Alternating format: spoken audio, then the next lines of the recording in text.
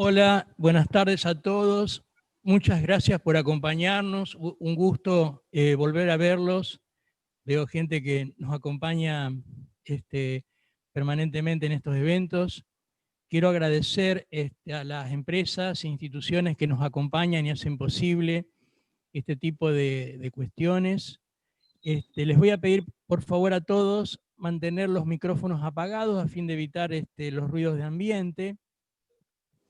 También quiero recordarles que este evento, como todos los anteriores, pueden verlos en nuestro canal de YouTube, que es ASOC Río Paraná, perdón, ASOC Civil Río Paraná. Hay algo que no quiero dejar pasar. El pasado 14, la asociación ha sido incorporada como nuevo miembro del Foro de Convergencia Empresarial. Eso para nosotros es un gran orgullo.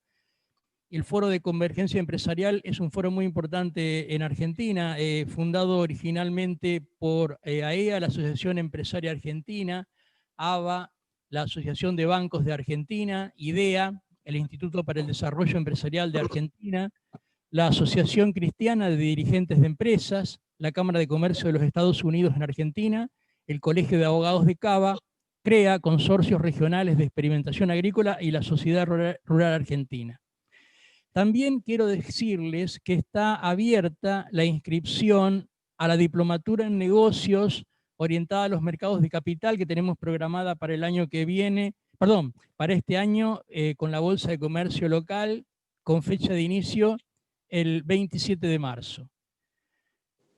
Está abierta la inscripción también en la asociación a voluntarios, a jóvenes voluntarios que quieran anotarse para participar en los distintos equipos que tenemos en la asociación.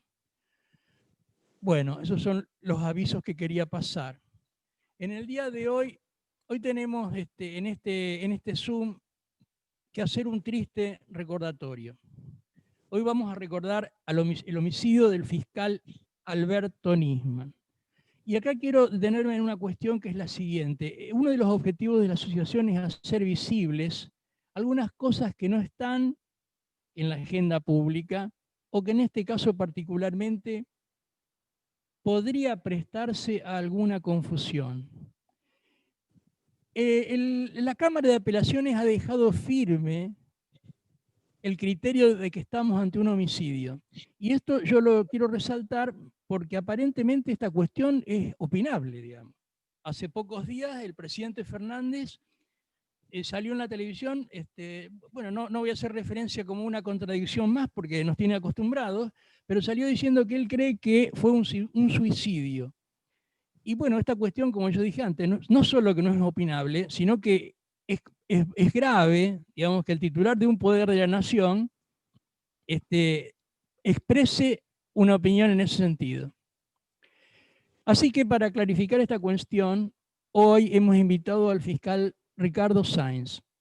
Ricardo Sáenz es fiscal general ante la Cámara Nacional de Apelaciones en lo Criminal y Correccional de la Ciudad de Buenos Aires. Es profesor titular de Derecho Penal en las Universidades de Buenos Aires y Católica Argentina. Se especializa en delincuencia informática. Entre 2005 y 2010 fue presidente de la Asociación de Fiscales y Funcionarios de la Nación y entre 2015 y 2018 vicepresidente en representación de los fiscales en la Asociación de Magistrados y Funcionarios de la Justicia Nacional. En diciembre pasado presentó un nuevo libro titulado Cuarentena, ejercicio abusivo del poder durante la pandemia. Bueno, esta es la presentación que yo hago del fiscal. A continuación le voy a pasar la palabra, vamos a escuchar la exposición del fiscal y con posterioridad vamos a dar lugar a las preguntas del público. Les voy a pedir que en las preguntas sean lo más concretas posibles y en todo caso que elaboren una, dos o tres preguntas, las que ustedes crean convenientes, pero ya les digo que sean preferentemente las preguntas breves y concretas y no sea una reflexión personal. Y ahora sí, fiscal Sáenz, muchísimas gracias por acompañarnos. Tiene la palabra. Bueno, muchas gracias a ustedes, gracias por la invitación a la Asociación Civil Río Paraná y a todos los amigos que me han estado hablando durante estos días para armar esta charla.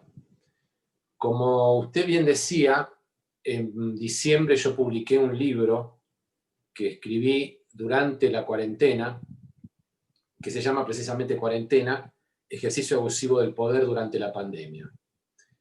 Esto no, al principio para mí no era ni un proyecto el libro. Yo lo que empecé fue a escribir en un documento de Word las cosas que me parecía que estaban siendo abusivas o que estaban haciendo un ejercicio ilegítimo del poder. Y esto arrancó muy pronto en la cuarentena. Yo seguía anotando y seguía, y el libro tiene puntualizadas 43 situaciones que yo considero abusivas. Y más o menos en agosto o septiembre lo hablé con mi editora y mi editora me dijo, esto es un libro lo que vos estás escribiendo. Entonces empecé a cada punto darle más contenido, darle más volumen, y así salió y nació este libro. Les decía que las cuestiones que a mí me preocupan empezaron a pasar rápidamente porque tenemos que recordar que la cuarentena arrancó el 20 de marzo del año pasado y llegó hasta el 8 de noviembre, según el último decreto del Poder Ejecutivo. O sea, una cuarentena que duró 233 días, la más extensa que se conoce, y lo paradójico es que ya en los últimos tiempos de esta cuarentena, la Organización Mundial de la Salud sacó un comunicado diciendo que las cuarentenas largas no tenían una gran influencia sobre detener la enfermedad. Vayamos a algunos casos que yo trato en el libro para que veamos, o en realidad recordemos, porque es lo que yo digo en el prólogo. Esto es nada más que una enumeración y un análisis de situaciones que las personas podrán leer cuando lo deseen o cuando lo necesiten. O sea, a veces uno necesita recordar qué pasó en tal momento y en tal año. El primer hecho que yo puntualizo es del 6 de abril, o sea, 2 semanas exactas después de que había empezado la cuarentena, y es cuando se libera a Vudú de parte de un solo juez que decide por los 3 del Tribunal Oral Federal donde había sido condenado y declara su libertad con una tobillera electrónica. Después, en esos tiempos fueron liberados Devido, Delía, Barata, Esteche, el Pata Medina y el Caballo Suárez. Y unos meses más tarde, recordarán todos la liberación de Lázaro Báez, que primero lo llevaron a un barrio privado donde él tenía la casa donde se iba a hacer su prisión domiciliaria. Los propietarios del barrio no lo dejaron entrar, tuvo que buscar otro lugar. Pero bueno, todas estas libertades se produjeron durante la cuarentena. Después hubo otra situación que para mí es la más grave, que fue el habeas corpus colectivo que se declaró a través de un solo juez por la Cámara de Casación de la provincia de Buenos Aires, que liberó el 17 de abril a más de 1000 personas, sin analizar si en cada caso, por cada juez que llevaba cada caso, estaban afectados o no, corrían riesgo o no por la enfermedad, por el COVID-19. Después también tenemos que mencionar la reforma judicial. Esta tan famosa reforma judicial que se mandó al Congreso durante la cuarentena también, ya había sido anunciada en la campaña electoral, había sido anunciada en el mensaje del 10 de diciembre cuando asumió el presidente y en el 1 de marzo del 2020 cuando abrió las sesiones ordinarias del Congreso. La reforma judicial consta de 2 partes. Un proyecto de ley que se trató y tiene media sanción del Senado, y por el decreto 635 se crea una comisión que se la conoce ya con el nombre de la Comisión Veraldi, por Alberto Veraldi, que es uno de los defensores de Cristina Kirchner, que integra la comisión. Y yo ahí sostengo en el libro que la reforma judicial, a mi juicio, es ilegítima. Y es ilegítima por 2 razones. Primero, porque como pasó con todas estas situaciones, yo entiendo que no fueron cosas que se hicieron a consecuencia de la pandemia, sino que se hicieron aprovechando la pandemia. O sea, creo que esto pasó, entre otras situaciones, con la reforma judicial. ¿Y por qué digo esto? Porque la agenda de la sociedad en ese momento, y en parte también hoy sigue siendo la misma, era el temor por la enfermedad, el temor por la situación económica, el temor del parate económico que estaba significando la cuarentena, el temor por la inseguridad que seguía. Y esta agenda de la sociedad es la que legitima los actos de gobierno. Ahora, empezar a hacer actos de gobierno que están totalmente, que difieren totalmente de la agenda de la sociedad, a mi juicio es un ejercicio ilegítimo del gobierno. Y además, digo que es ilegítimo porque la reforma de un poder del Estado es una medida absolutamente de una gravedad y de una importancia fundamental, y entendemos que no es susceptible de ser tomada solamente por el gobierno, sino que tiene que convocar a los partidos de oposición, a los partidos con representación parlamentaria, para que den su opinión, los organismos que se encargan, los organismos que existen en el mundo jurídico, las asociaciones de magistrados, de fiscales, de defensores, todos estos organismos deben ser consultados antes de presentar el proyecto. El consenso tiene que ser anterior.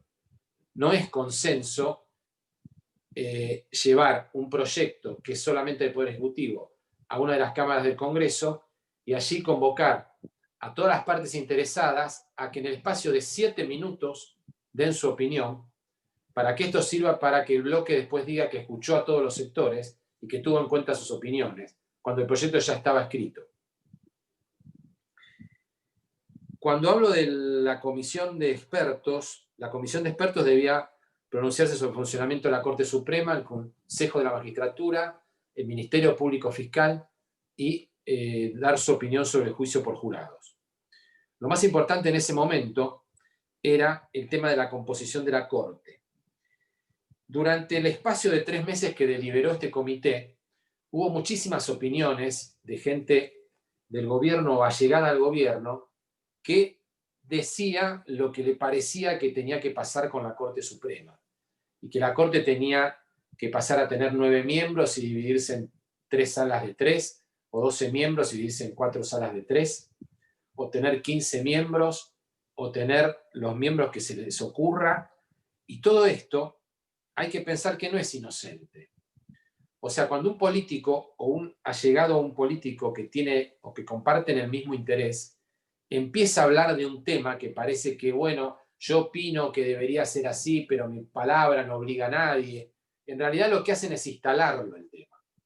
O sea, hace meses que en la Argentina está instalado el tema de la composición de la Corte. Cuando el comité no se pronunció sobre esta cuestión y aparentemente no está en ningún proyecto de ley, o por lo menos de ningún proyecto de ley que hasta ahora se conozca. Pero está allí el tema de la composición de la Corte. Lo que ahora salió a partir del documento de esta comisión de expertos es la posibilidad de crear un tribunal nuevo que esté a la par de la Corte Suprema o por debajo, y lo que nos están anunciando es que para sacarle a la Corte todo el trabajo que le genera la cuestión de la arbitrariedad, que es una cuestión federal creada por la Corte, o sea, no es de las que están en la ley 48, sino que fue creada por la Corte, y dársela a un tribunal que es muy difícil que nosotros no sigamos viendo en todo este armado que se intenta o que se enuncia como posible, que no esté atrás una cuestión de impunidad de los hechos de corrupción. Ahora, lo que tenemos que analizar jurídicamente, y esto lo dejo para los especialistas en derecho constitucional, pero doy mi opinión y lo que a mí me parece, y lo que consulté con algunos abogados amigos que conocen más del tema que yo, que crear un tribunal paralelo a la Corte al mismo nivel, que tenga competencia que hoy tiene la Corte, es absolutamente inconstitucional. Porque la Constitución Nacional dice que el Poder Judicial estará integrado por una Corte Suprema. Entonces, así como no sería inconstitucional que funcionara en salas, porque cada sala sería una Corte, también sería inconstitucional crearle un tribunal que asuma competencias que hoy son de la Corte. Esto no se puede hacer por ley. Sigo con algunas cuestiones relativas a los temas que trato en el libro. También en este periodo de la cuarentena, la Oficina Anticorrupción abandonó las querellas que tenía sobre corrupción. sea, uno de los órganos principales del Estado, se retira de las causas sobre corrupción. Después tuvimos el tema de Vicentín. Y dentro del tema de Vicentín no fue solo el tema si se expropiaba, si no se expropiaba, qué pasaba, la soberanía alimenticia, sino que también hubo cuestiones de cruce con periodistas, de críticas del presidente al juez del concurso, cuestiones que realmente fueron, a mi juicio, preocupantes.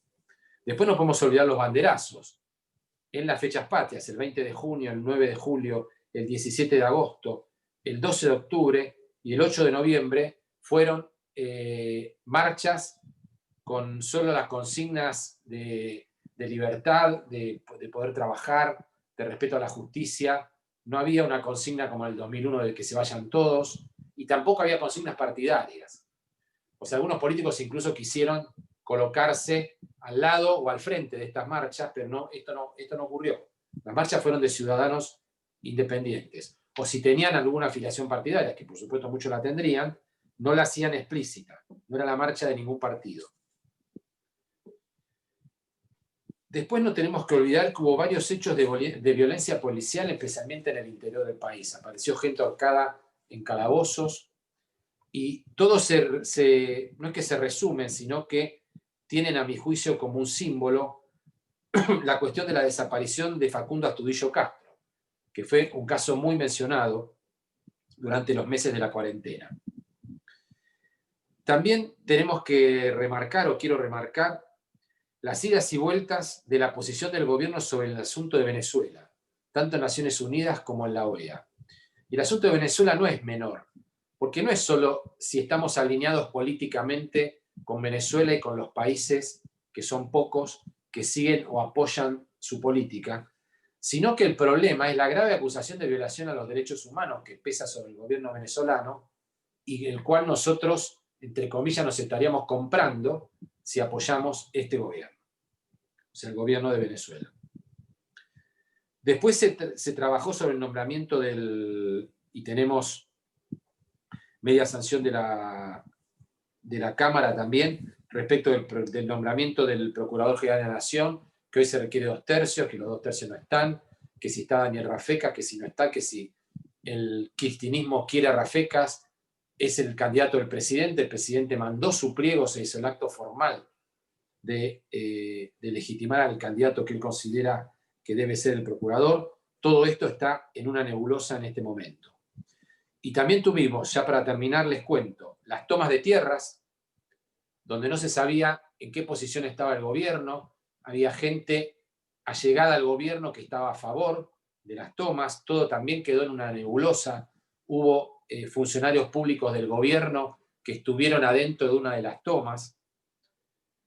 Y el último punto que quiero puntualizar, y hice referencia nada más que a 11 o 12, y ya les decía que son 43 en el libro, la avanzada que hizo el gobierno sobre la Ciudad Autónoma de Buenos Aires, sobre los puntos de coparticipación, que como ya sabemos se hizo primero por decreto, después hubo una ley, todo esto está judicializado ante la Corte Suprema, y es un tema que también hizo mucho ruido durante la cuarentena. Yo termino con esto, quería dar un pantallazo de los temas que toca el libro, y bueno, quedo abierto a las preguntas que ustedes quieran hacer. Bueno, muchas gracias, Ricardo. No tengo preguntas en el chat. No sé si alguien quiere levantar la mano, si hay alguna pregunta. Jorge, adelante, Jorge. Habilitar el micrófono. No, estás muteado, Jorge, no te escuchamos. Hola, buenas tardes a todos. Ahora hola, sí. Ricardo. Hola, Jorge. Ricardo, Gracias. el gusto saludarlo, como dice el caldo. La pregunta es, hay un tema pendiente en la Corte Suprema de Justicia con respecto al Consejo de la Magistratura, que lleva 5 años pendiente. Esto, si se tomara seriamente, podría probablemente cambiar toda la historia de la República Argentina, según entiendo. ¿Es así? Sí, vos haces referencia a... O sea, vamos a contar la historia rápidamente. El primer Consejo de la Magistratura, que se crea por la reforma constitucional de 1994, creo que empezó a funcionar en 97 o 98, tenía 20 miembros. Estaba presidido por el presidente de la Corte y tenía un equilibrio porque la Constitución, el artículo 114, exige que haya un equilibrio entre los estamentos, entre los jueces, los abogados, representantes de universidades y representantes de la política. El Consejo de la Magistratura de 20 tenía más equilibrio del que tiene ahora, que se cambió en el año 2006, 2008, no me acuerdo bien exactamente, una ley que es proyecto de Cristina Fernández, justamente, y se pasa a 13 miembros, que es la conformación actual del Consejo, en la que la política aporta 7 de los 13, o sea, la mitad más 1 de los miembros son de la política, jueces hay 3, abogados hay 2 y universitarios hay 1. Y el representante del Ejecutivo está entre los 7 de la política. 3 senadores y 3 diputados, más el representante del Ejecutivo 7. Esto es mucho menos equilibrado. Entonces se planteó una acción que llegó hasta la Corte Suprema, donde está cuestionada la constitucionalidad de esta composición de 13. Si la Corte declara inconstitucional este Consejo, revive el anterior de 20, en el que sería mucho más difícil crear mayorías por circunstanciales mayorías políticas que existan en el Poder Ejecutivo o en el Poder Legislativo. Ahora, si querés mi opinión, la Corte ya les dijo, yo no voy a tocar el tema, porque para que tenga el tema hace 5 años y no lo toque, es todo un mensaje. Esto es lo que yo pienso. Perfecto, gracias Ricardo. Yo me voy a permitir hacer una pregunta, volviendo un poco al tema del fiscal Nisman. Esta es si en estos días es como que está resurgiendo el operativo suicidio del fiscal Nisman, digamos, atendiendo un poco a las palabras del presidente, a las palabras de la ministra de Seguridad, también respecto de que quiere hacer una revisión de las auditorías y pericias de Gendarmería. Digamos, si hay una corriente de opinión que trata de volver y de imponer y de difundir en la opinión pública la cuestión del suicidio. Yo no sé si es una corriente, sí me llama la atención, no de la ministra, porque la ministra lo dijo al principio.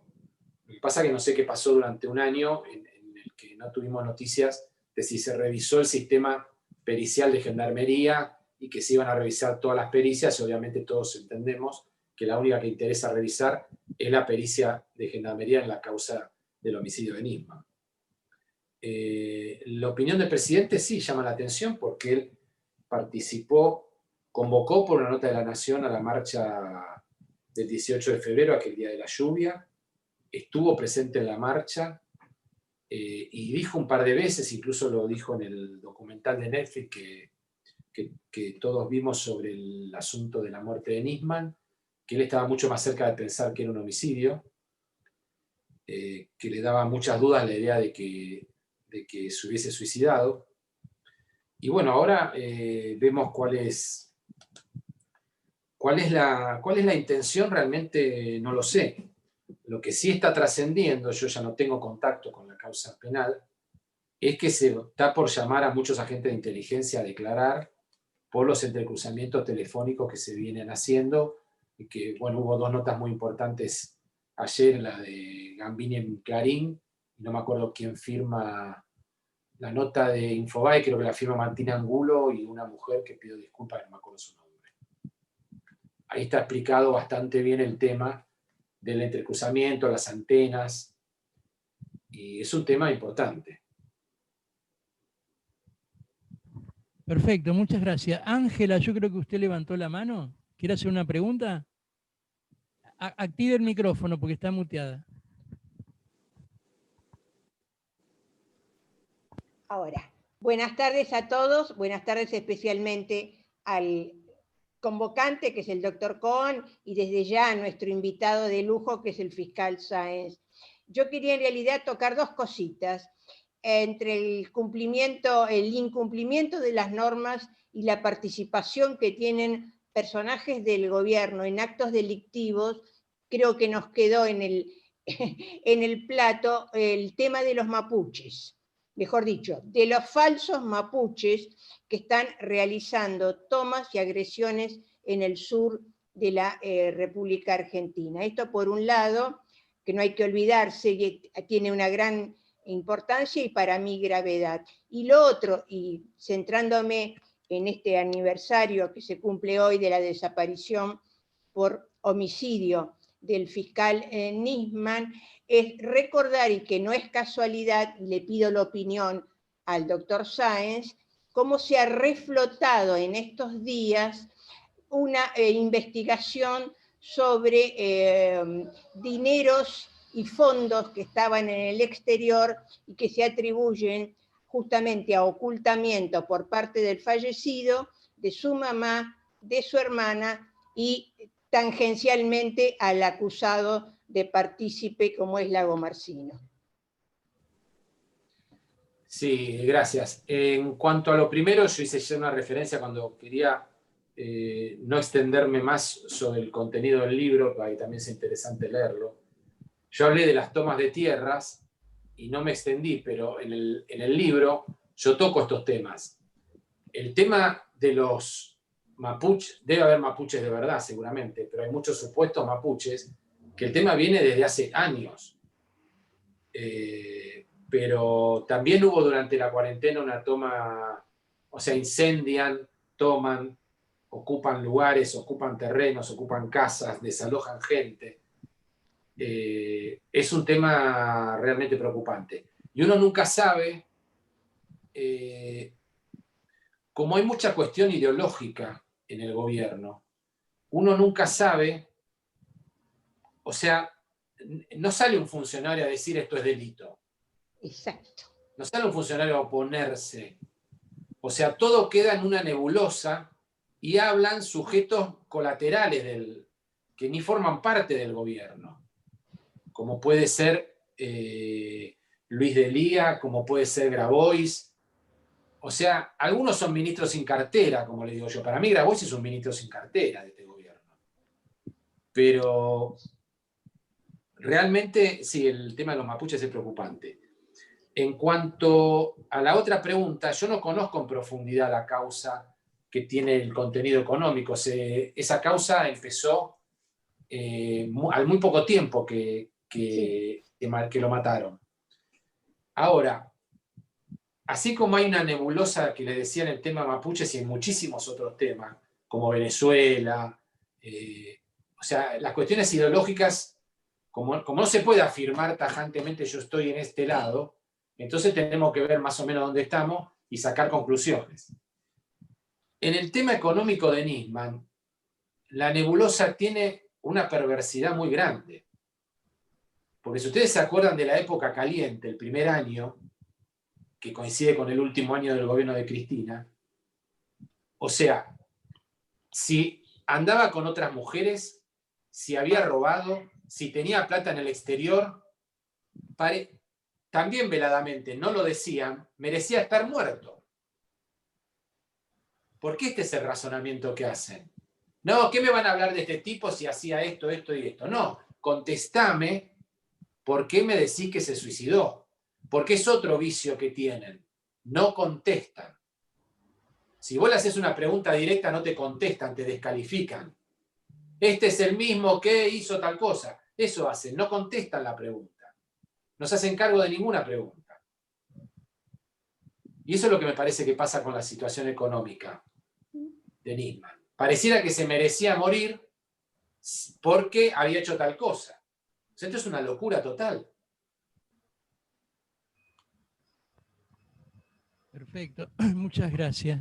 Hay una cuestión que te voy a consultar, Ricardo, que es la siguiente. A veces la justicia nos deja con algunas sensaciones amargas de cosas que no se resuelven.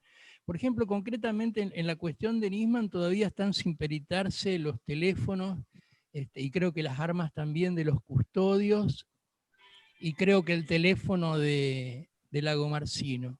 también esperando una resolución de la Corte. Esas cuestiones muchas veces minan la credibilidad de la justicia, nos agobian, a los ciudadanos nos agobian, porque son cosas infinitas, interminables, y parecen que, no es que parecen, nunca terminan resolviéndose.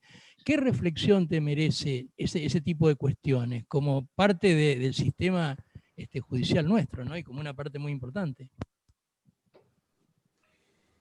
La verdad que a mí me cuesta, coincido con la enunciación general, la justicia nos deja siempre, no siempre, nos deja un montón de veces baches y cosas irresueltas, que la sociedad necesita que se resuelvan. Este es un tema. Ahora, lo que yo no entiendo como penalista, como fiscal, yo tengo 30 años de fiscal, si yo quiero llegar por la pericia de un teléfono en la causa de Juan Pérez a la corte, no llego ni por casualidad. No llego, porque es una cuestión intermedia del proceso, una cuestión probatoria. Entonces están aplicando o lo que piensan que es una gravedad institucional a cuestiones del proceso que son anteriores a la sentencia definitiva, que es el requisito del artículo 15 de la Ley 48 para recurso extraordinario. Pero realmente yo creo que la Corte en este tipo de situaciones debería resolver rápido. Pero sabemos que no tiene plazos. Además, no te puedo comentar. Perfecto, gracias. Tengo acá una pregunta en el chat que dice así: volviendo por un instante a la pregunta sobre el Consejo de la Magistratura, ¿estará evitando la Corte Suprema un posible conflicto de poderes al no pronunciarse? Porque visto de otra forma, suena raro para los ciudadanos de a pie que se utilice la palabra juicio con el agregado de político. Termina significando algo totalmente disímil al concepto de justicia. Habida cuenta de tantas situaciones probablemente comprobadas documentalmente que en el común de los mortales implicarían incrementos patrimoniales no justificados o enriquecimientos ilícitos si fueran funcionarios. Esa es la pregunta y un poco de reflexión también. Sí, tal cual. Sí, la pregunta está al principio. Sí, la pregunta concreta es si hay un posible si la Corte se está evitando un conflicto de poderes, que lo podría haber tenido con el gobierno de Macri, lo podría tener, no es imaginario lo que quiero decir, potencialmente podría haber tenido un conflicto con el gobierno anterior o tenerlo con este. Yo no sé si la Corte... Es muy difícil ponerse en la cabeza de los ministros de la Corte para pensar qué es lo que están haciendo. El conflicto de poder, claramente, ¿qué es lo que hacen los gobiernos con un Consejo de la Magistratura? Tratan, cuando asumen, cuando tienen más poder o cuando ganan una elección intermedia y tienen más representantes de las cámaras, tratan de imponer su mayoría en el Consejo. Entonces, si el gobierno está tranquilo con mayoría en el Consejo, no tiene ningún interés en que la Corte se le cambie. Ahora, yo no tengo elementos para decir, no, entonces la Corte le dicen, bueno, sí, está bien, entonces yo la causa no la toco. No hay elementos probatorios para pensar que esto funciona de esta manera. Lo que pasa es que al no dictar un fallo, pues también podría rechazarlo y que quede el Consejo que está. Pues todos estamos pensando, bueno, no, lo que pasa es que va a declarar inconstitucional este Consejo. No, también puede decir que no es inconstitucional. Y se queda este de 13. Perfecto, Ahí gracias. veo... Sí, perdón, está Francisco Necier, me pidió la palabra primero, después se la paso a Luis. ¿Puede ser, Luis? ¿Me espera un minuto? Francisco. Hola, buenas tardes. Buenas tardes. Retomando un poco dos consultas que hizo la señora Ángela, quisiera preguntarle, por un lado, allá por el año 2014, el filósofo y escritor Axel Kaiser, que es un escritor liberal chileno, denunciaba que los grupos extremistas mapuches en Chile estaban directamente financiados desde España, Francia, Holanda, entre otros países, que consideraban un poco esta imagen del aborigen como alguien explotado por el gobierno y que tiene que ser apoyado incluso a través de las armas y la fuerza para recuperar lo que sería suyo, según estos grupos. ¿Usted tiene algún conocimiento o alguna idea de que en Argentina pueda haber algún tipo de apoyo externo de estos grupos violentos?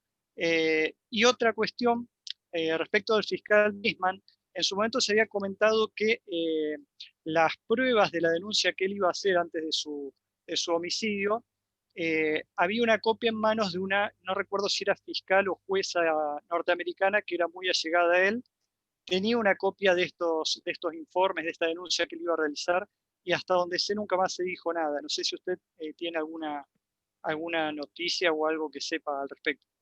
Gracias. Sí, en cuanto a los mapuches, la verdad no te puedo dar una respuesta. No tengo información. Sé que los chilenos también están muy preocupados con este tema, pero la verdad que no lo sé. En cuanto a las pruebas de la denuncia, hubo en su momento toda una cuestión misteriosa de si las pruebas existían. Y las pruebas existen y están presentadas. El gran problema que tienen en esos días los interesados en que esto no se redondee bien como denuncia, es que el 14 Nisman presenta la denuncia sin las pruebas. Las pruebas las llevan el lunes, cuando ella estaba muerto. Desde la fiscalía los secretarios llevan la prueba al juzgado de Ariel Lijo, que después al final el hijo la manda a sorteo, la causa. Y si hay pruebas en manos de otra persona en Estados Unidos, la verdad tampoco lo sé. Muy bien, Ricardo. Luis, ¿usted quería hacer una pregunta? Sí. Adelante, por favor. Buenas tardes. Hola, Ricardo. ¿Qué tal, Luis? ¿Cómo te va? ¿Cómo estás? Bien. Ricardo, la pregunta es la siguiente. Supongamos que el gobierno tenga éxito en el cambio que está gestionando vinculado a la procuración. Para tu forma de ver, ¿qué efectos podría tener el cambio de procurador y generar un procurador cercano al gobierno sobre la causa AMIA, sobre la causa de la muerte de Nisman y sobre la causa del memorándum? Yo te podría decir, hay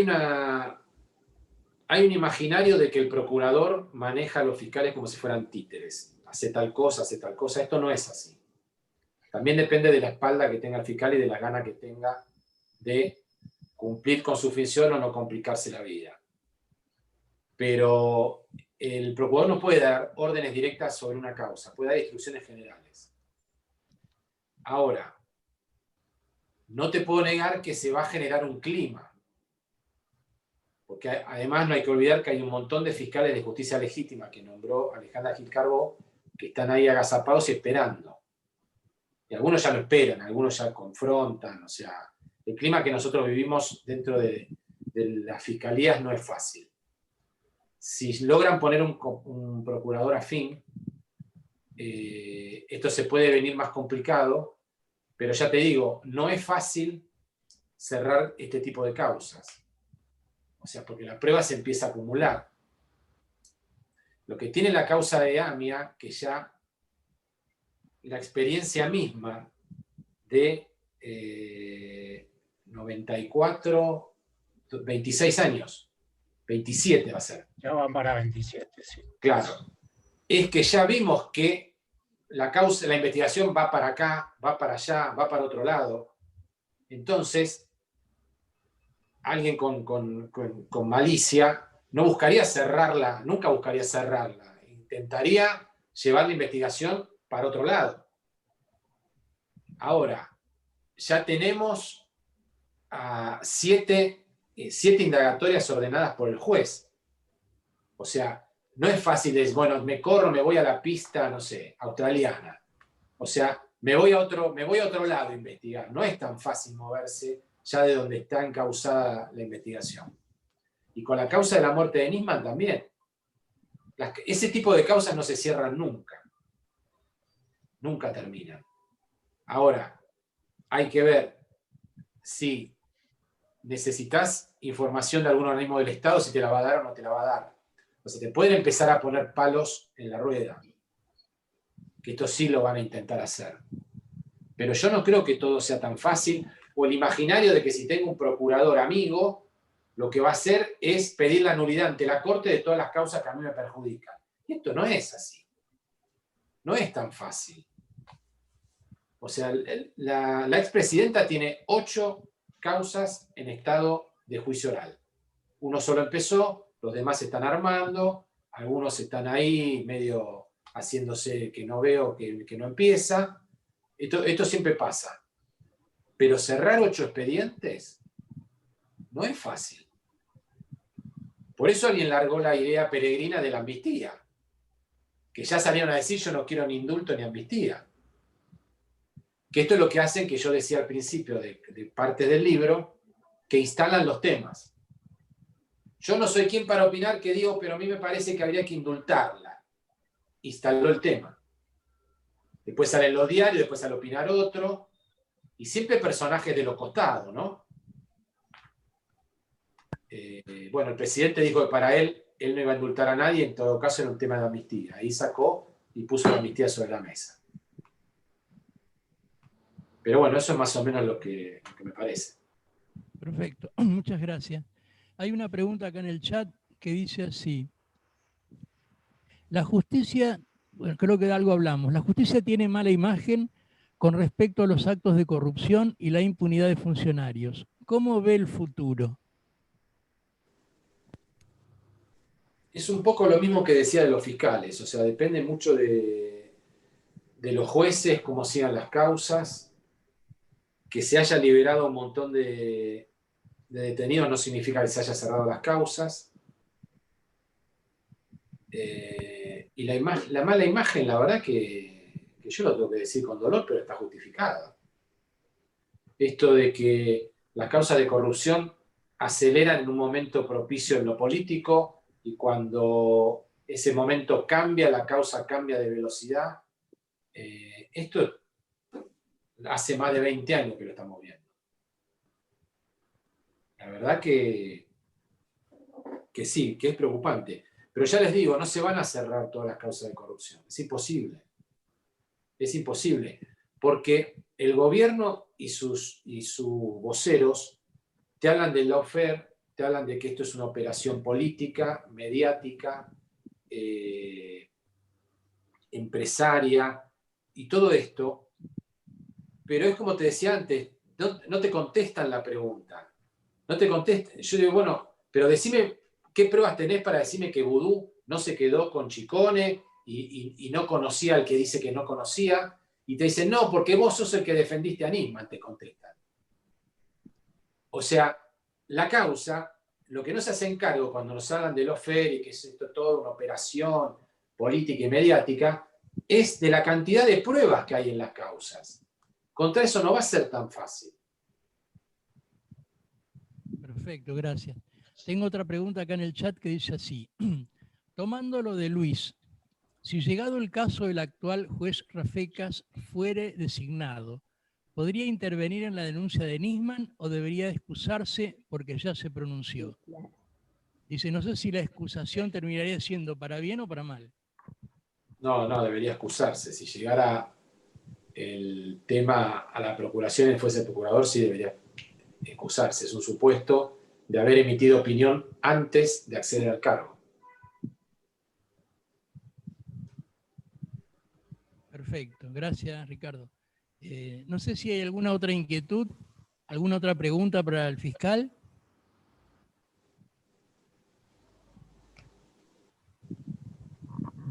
Bueno, entonces pienso que si no tenemos más inquietudes, solo me queda agradecerte, Ricardo, el tiempo, la disposición, la buena disposición, a todos los que nos han acompañado esta tarde también. Y bueno, los estaremos esperando para una próxima reunión. Muchísimas gracias a todos. Muchas gracias a ustedes. No sé si querés, Ricardo, despedirte con alguna reflexión sobre alguna de las cuestiones que estuvimos charlando. No, solamente agradecerle la participación, agradecerle que queden que queden todavía inquietudes sobre la cuestión de Nisman. Esa es una forma de mantener vivo el tema, es que la gente siga con interés. Y bueno, eso también se los quiero agradecer como fiscal. Y nada más, buenas noches y que sigan todos bien. Bueno, muchísimas gracias. Voy a pedir entonces un aplauso para el fiscal. Muchas gracias a todos. Muchas gracias. Gracias.